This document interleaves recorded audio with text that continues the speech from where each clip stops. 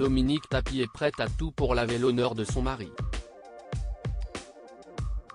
Ce dimanche 26 mars, la femme de Bernard Tapie était l'invitée de Mohamed Bouafsi dans Focus Dimanche, sur RTL.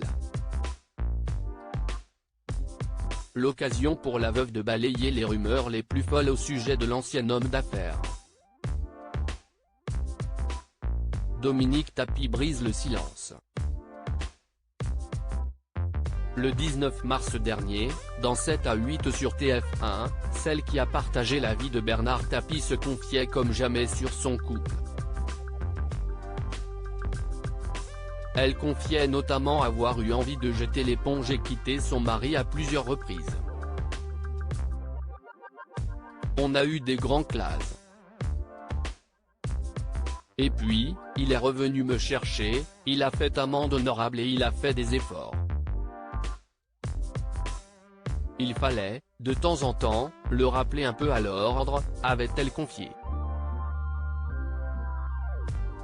Très amoureuse du père de Sophie Tapie, l'essayiste a toujours pardonné les crises de jalousie de son défunt mari. En début de semaine dernière, dans cet avou sur France 5, elle s'est d'ailleurs remémoré le dernier coup de sang de l'ancien président mythique de l'Homme. Il a fait une scène au médecin une semaine avant de partir, faisait-elle savoir. Ce dimanche 26 mars, Dominique Tapie a accepté de se livrer sur son mari, au micro de RTL. Elle le décrit comme un homme exceptionnel et plein de paradoxes. La mère de Sophie Tapie fait savoir qu'elle refusait que la vie de son époux soit retranscrite dans une mini-série, à paraître sur Netflix. Bernard Tapie et les paradis fiscaux. Au cours de ce même entretien avec Mohamed Bouafsi, Dominique Tapie a été invitée à parler des nombreuses rumeurs sur les paradis fiscaux de son mari, disparu le 3 octobre 2021. En effet, le 11 avril 2013, le Nouvel Obs sortait une enquête au sujet de la fortune de Bernard Tapie et sa famille, qui s'élevait, à l'époque à 400 millions d'euros. Une coquette somme qu'il aurait pris soin de placer à l'abri.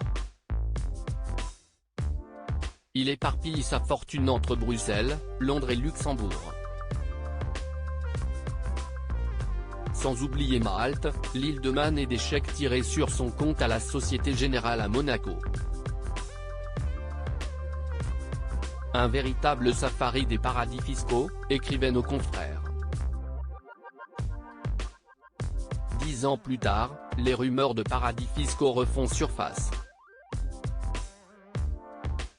Certaines rumeurs disent encore que Bernard Tapie aurait mis de l'argent dans un paradis fiscal.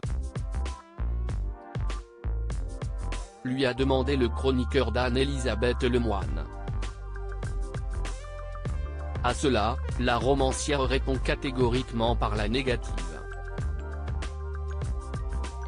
Ah bah non. Non. Jamais. Jamais. Bernard n'était pas du tout du genre à prévoir. C'était un impulsif.